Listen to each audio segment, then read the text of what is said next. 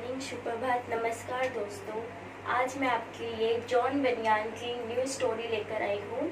John बनियान एक बहुत ही फेमस राइटर हैं, ठीक है।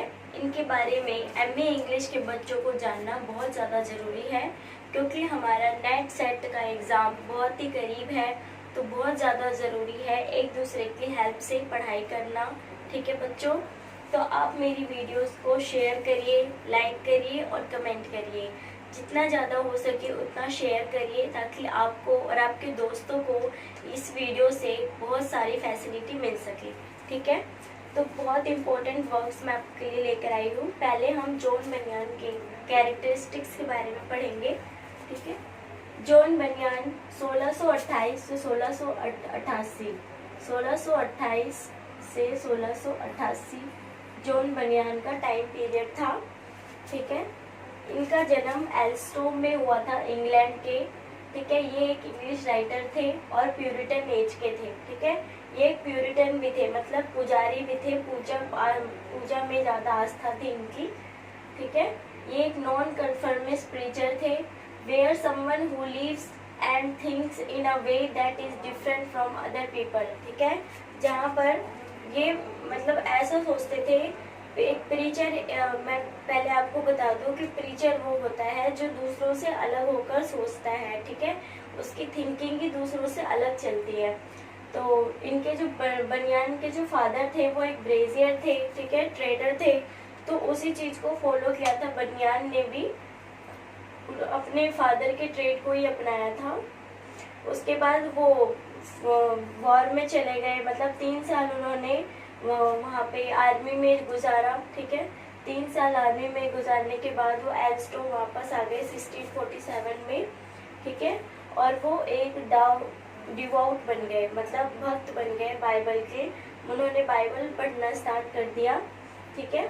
और जिससे कि उनके जो ये पीढ़ी, मतलब पीड़ित जैसी लाइफ, जो बिल्कुल ही ध्वस्त लाइफ जो हो जाती है जब, तो उस लाइफ को इम्प्रूव करने में बाइबल ने उनकी बहुत ज़्यादा मदद करी थी, ठीक है, करी थी।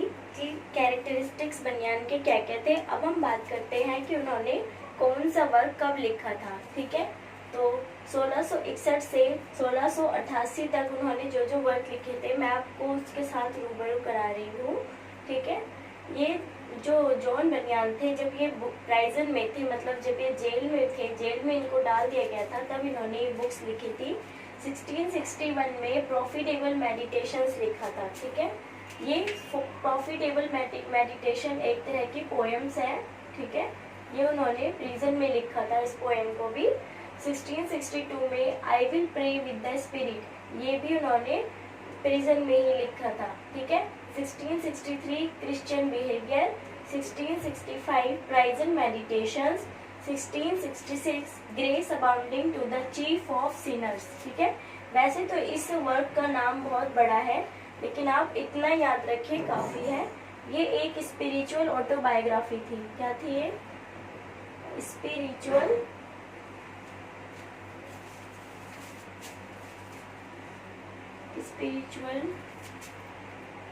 ऑटोबायोग्राफी, ठीक है।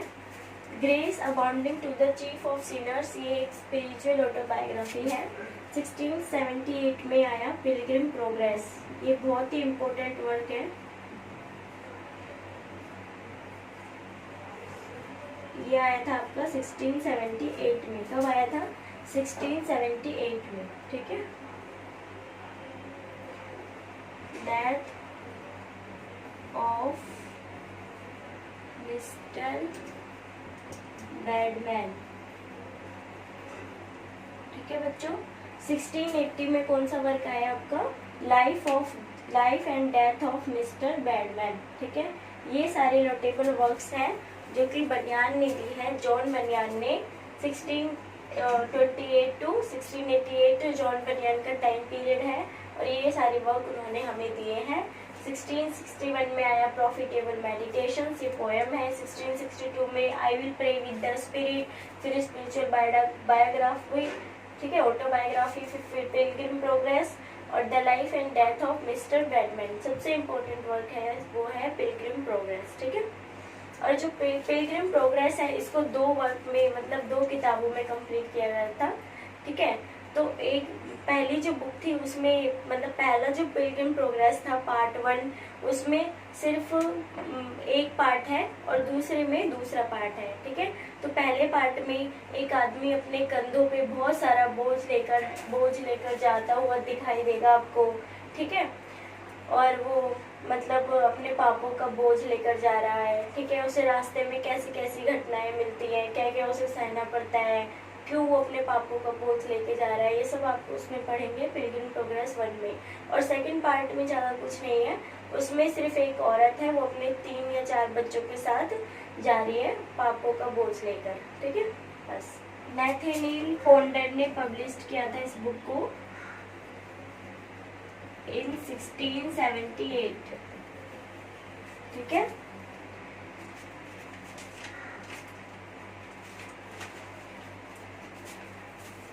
नैथानिएल फोंडर ने 1678 में पब्लिश किया। फोंडर याद रखिएगा गाइस, दोस्तों नैथानिएल फोंडर याद रखिएगा, बहुत ज़्यादा ज़रूरी है। नैथानिएल फोंडर पिलग्रिम प्रोग्रेस वर्क पब्लिश हुआ था 1678 में बाय नैथानिएल फोंडर, ठीक है। मेरे साथ मेमोराइज करिए, पिलग्रिम प्रोग्रेस पब्लिश हुआ था, नैथानिएल फोंडर ने पब्लिश किया था 1678 में। कब किया था? 1678 में। अब हम पढ़ेंगे पिलग्रिम प्रोग्रेस में कैरेक्टर्स कौन कौन से थे। 5वां कैरेक्टर है वैनिटी फेयर, इसका नाम है।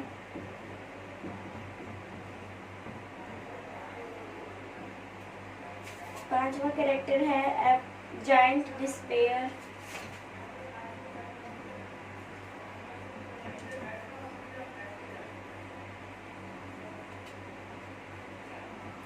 छठा कैरेक्टर है एपोलियन।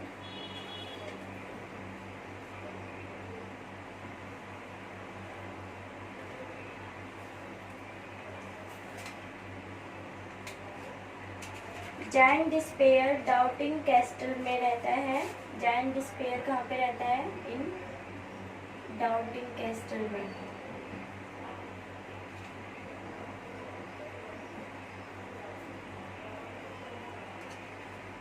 छठा कैरेक्टर ये एक फिश की तरह है जिसके शरीर पे स्केल्स बनी हुई हैं, ठीक है। Dressed with scales like fish, ठीक है। इसके जो विंग्स है वो कैसे हैं? ड्रैगन की तरह है। और जो फीट है वो किसकी तरह है? बियर की तरह है। विंग्स लाइक ड्रैगन,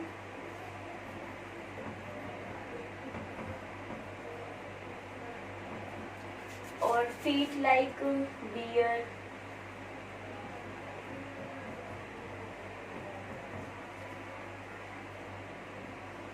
ठीक है, तो उतारिए आप ये कैरेक्टर्स पिलग्रिम प्रोग्रेस की। ठीक है, कैरेक्टर्स तो हमने पढ़ लिया, अब हम प्लेसेस पढ़ेंगे। दोस्तों ये सारे प्लेसेस है पिलग्रिम प्रोग्रेस में। Slough, burning mount, wicket gate, interpreter house, hill difficulty, house beautiful, valley of humiliation और valley of shadow of death. ठीक है, इसके अलावा भी और भी प्लेसेस हैं, मैं आपको वो भी बताती हूँ। ठीक है, बहुत इंपॉर्टेंट है ये प्लेसेस भी याद करना और कैरेक्टर्स भी इनके। ठीक है,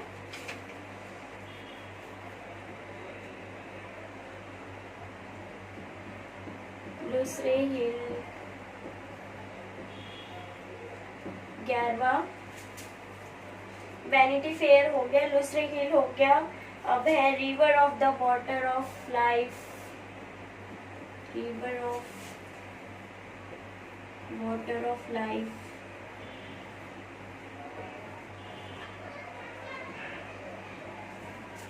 नेक्स्ट है बाय पाथ मिडो,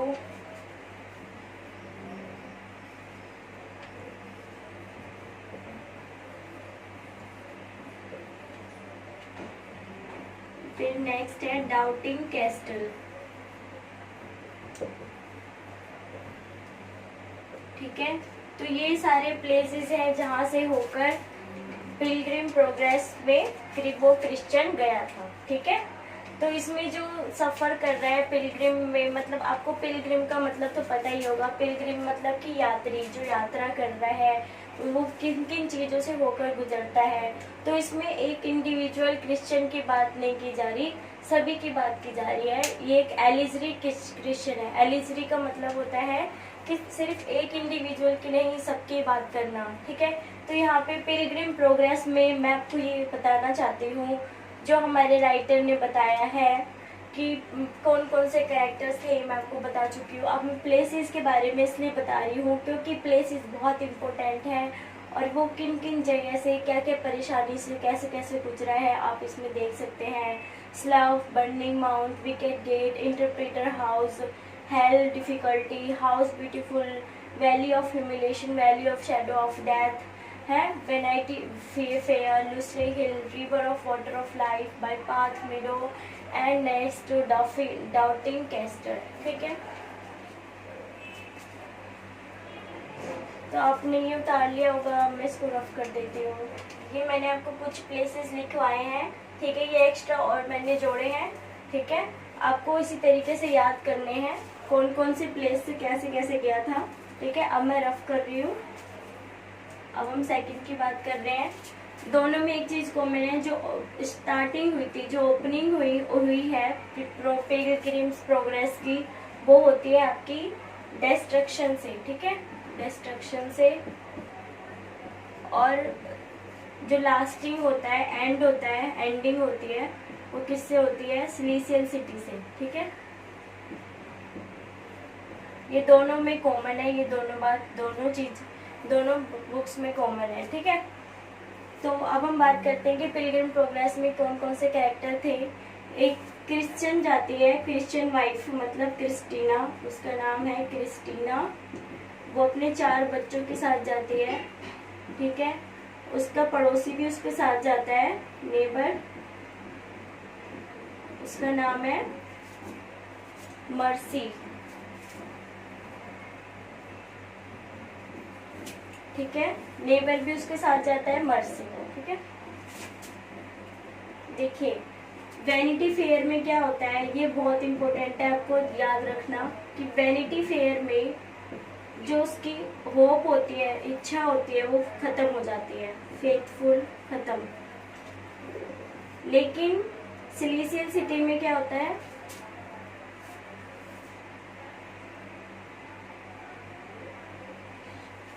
लेकिन सिलिसियल सिटी में जब वो पहुंचता है, पिलग्रिम प्रोग्रेस, जब वो पिलग्रिम यानी वो क्रिश्चियन जब वो सिलिसियल सिटी में पहुंचता है, तो वहाँ पे क्या होता है, होपफुल आ जाता है, फिर से उम्मीदें जाग जाती है।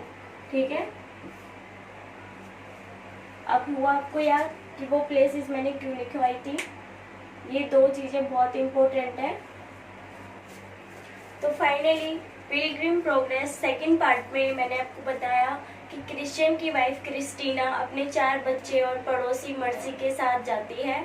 ठीक है। वहाँ पे वो अपना होप, अपना सब कुछ खो बैठते हैं, लेकिन जब वो सिलिसियल सिटी में जाते हैं तो उनका होपफुल, उनका फेथफुल सब वापस आ जाता है। I lighted on a certain place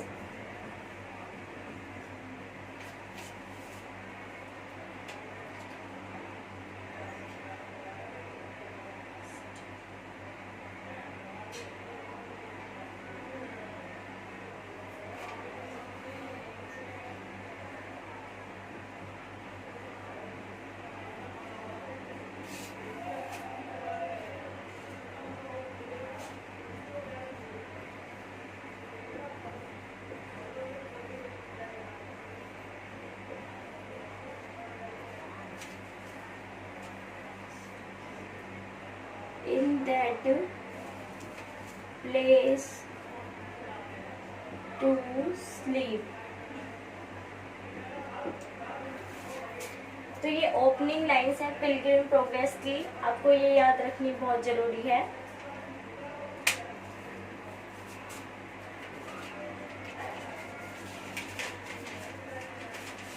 जो जॉन बनियान ने हमें दी है, इसे पब्लिश भी कराया गया था, ठीक है, 1678 में पब्लिश हुआ था। तो ये चीज़ें आपको याद रखनी बहुत ज़्यादा ज़रूरी है। ये आपके net set PGT TGT exam में आती हैं। अगर आप चाहते हैं कि मैं और वीडियोस आपके लिए शेयर करूं तो प्लीज़ मेरी वीडियोस को ज़्यादा से ज़्यादा शेयर करिए, ठीक है। तब तक के लिए नमस्कार, फिर मिलेंगे। कोरोना में अपना ध्यान रखिए। बाय, टाटा, सी यू।